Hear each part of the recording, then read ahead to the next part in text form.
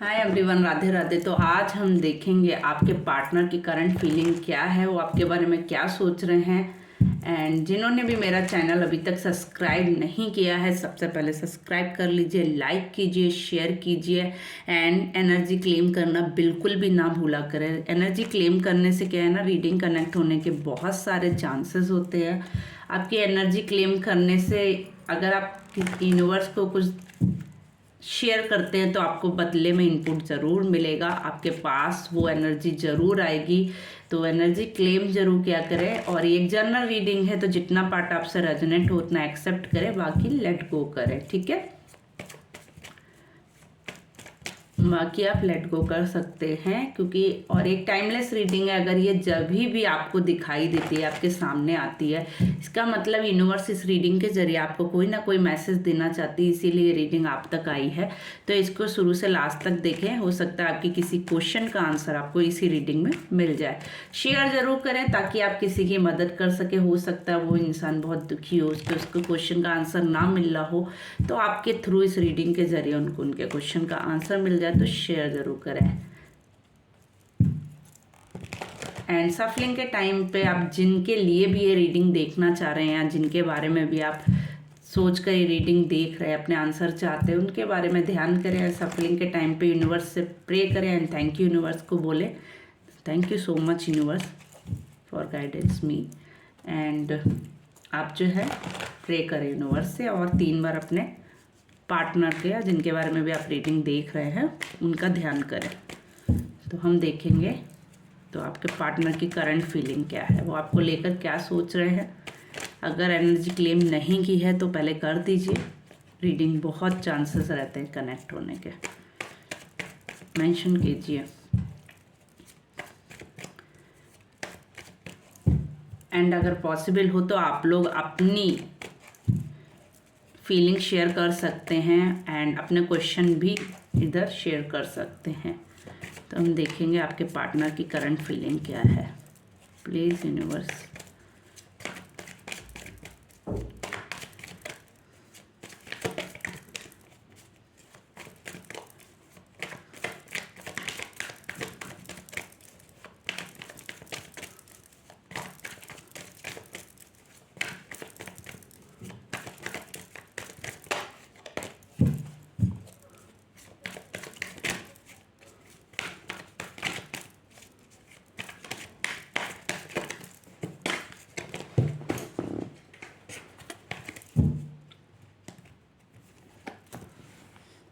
ये कार्ड मुझे 2 बार आया है तो मैं इसको ले लेती हूँ।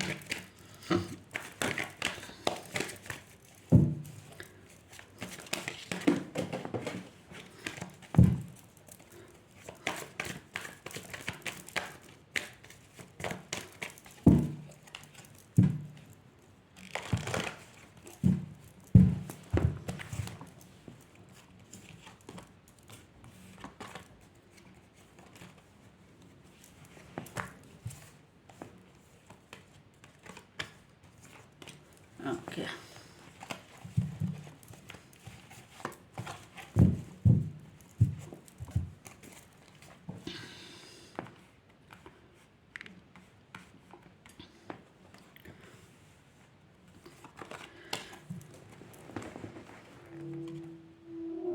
Five of swords, 3 of wands, page of pentacles, king of cups,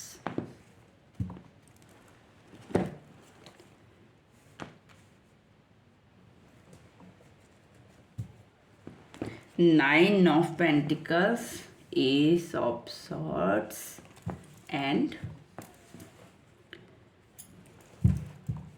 5 of cups.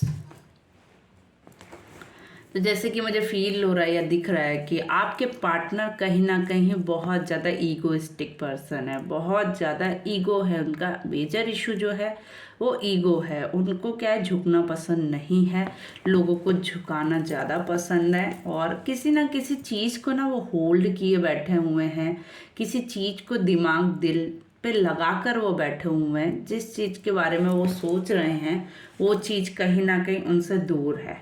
ठीक है, अगर वो जिस चीज़ के बारे में भी सोच रहे हैं वो उनसे बहुत दूर है, हो सकता है कि वो उस जगह पे जाना चाहते हो फिर भी वो जाने में ना जा पा रहे हो, ठीक है, उस जगह पे वो ना जा पा रहे हो।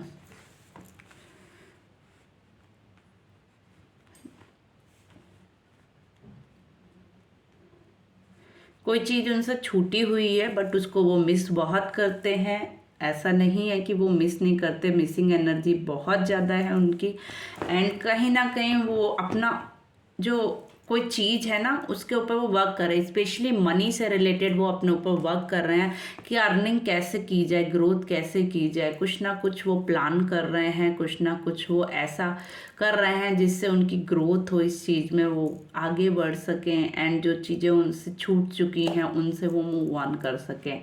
उनकी जो क्लियर एनर्जी है, बट वो डेफिनेटली कुछ ना कुछ ऑफर देना चाहते हैं।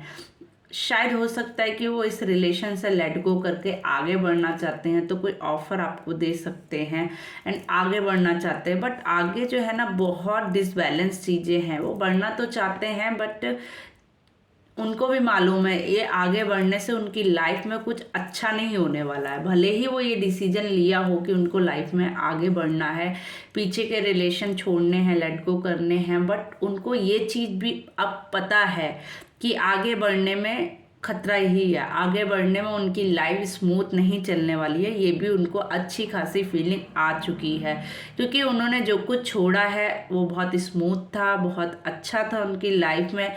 ये चीज़ उनको अब समझ आ चुकी है। बट अब वो क्या कहते हैं, ईगो उनका इतना स्ट्रांग है कि उन पे ही उनका ईगो हावी हो जाता है, जिसकी वजह से वो झुकना पसंद नहीं करते हैं इस रिलेशन में स्पेशली। तो उनके ईगो की वजह से वो इस रिलेशन में पीछे भी नहीं आ सकते हैं और आगे बढ़ने के लिए उनको मालूम है कि आगे भी उनकी लाइफ कुछ अच्छी नहीं होने वाली है, कुछ उनके साथ पॉजिटिव नहीं होने वाला है, कुछ भी उनका अच्छा नहीं होने वाला है। और हाँ, जिस चीज़ को वो छोड़ कर जाने वाले हैं वो चीज़ उनके लिए सबसे बेस्ट थी, ये वो खुद जानते हैं, ठीक है। वो चीज़ को ये अच्छे से जानते हैं कि वो चीज़ हर चीज़ में बैलेंस थी, हर चीज़ में परफेक्ट थी। एक कहते नहीं है परफेक्ट पार्टनर अगर किसी को चाहिए तो वो उन्होंने छोड़ दिया है, उससे वो लेट गो कर चुके हैं। भले ही कोई रीज़न था या नहीं था बट उनको अब रियलाइज़ है कि वो चीज़ उन्होंने छोड़ दी है। बट अभी करंटली उनकी सिचुएशन ये है कि ना तो वो पीछे आ सकते हैं, ना ही वो आगे बढ़ सकते हैं, ना ही वो कम बैक कर सकते हैं, ना ही मूव ऑन कर सकते हैं। वो एक स्टक सिचुएशन में है, एक जगह ठहर गए हैं। अब वो दो हाथों में कहते नहीं है चीज़ें होल्ड करके बैठे हैं कि क्या ऑफर किया जाए। अभी वो एक तो उनका ईगो मेन इशू है जिसकी वजह से वो अपने आप को झुकाना पसंद नहीं करते हैं। तो एक कदम उनका पीछे है और एक कदम आगे है, यानी वो सोच पीछे के बारे में भी रहे हैं और आगे के बारे में। तो कहीं ना कहीं वो स्टक हो चुके हैं, डिसीजन अभी वो नहीं ले पा रहे हैं करंटली, कि उनको डिसाइड नहीं कर पा रहे हैं उनको डिसीजन क्या लेना चाहिए अपनी लाइफ में।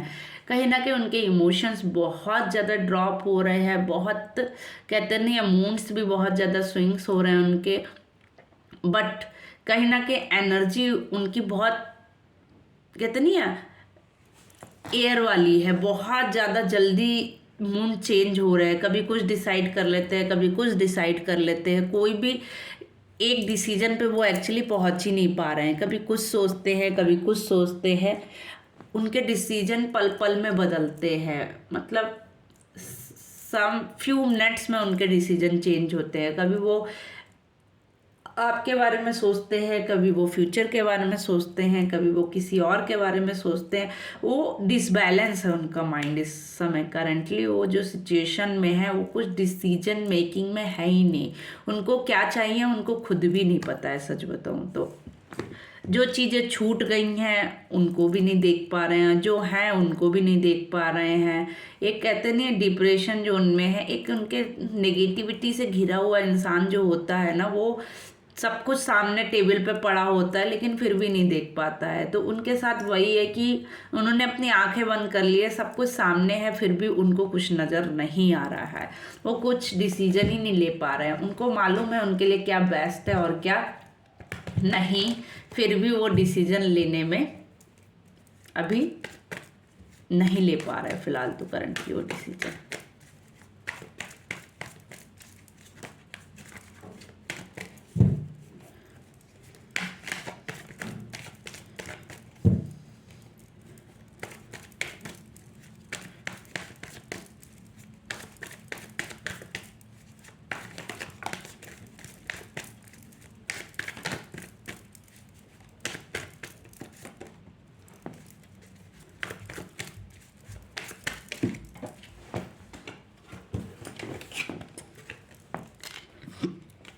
देखिए, बहुत लोगों का मैरिज से ही रिलेटेड मैटर है, बहुत लोगों की मैरिज में ही इशू चल रहा है, बहुत लोग अपने पार्टनर से दूर रह रहे हैं, कहीं ना कहीं उनकी लाइफ में एक सेपरेशन जोन चल रहा है। कुछ लोगों की लाइफ में कोर्ट केस भी हो सकता है चल रहा हो, कुछ लोगों की लाइफ में चीज़ें डिसबैलेंस हो, बट दोनों ही ईश्वर से कनेक्ट है। सबसे अच्छी बात यह है कि करंटली दोनों लोग यूनिवर्स को मानते हैं, दोनों लोग यूनिवर्स से कनेक्ट है और दोनों ही लोग एक जस्टिस की मांग कर रहे हैं, दोनों लोग ही प्रे कर रहे हैं यूनिवर्स से। यूनिवर्स दोनों की चीज़ें सुन रहा है और आपके साथ डेफिनेटली जस्टिस होने वाला है। स्पेशली मैरिज से रिलेटेड, अगर कोर्ट से रिलेटेड आपका प्रॉब्लम चल रहा है तो आपको बहुत जल्द रिजल्ट मिलने वाले हैं, आपको बहुत कहते नहीं अच्छे रिजल्ट मिलने वाले हैं।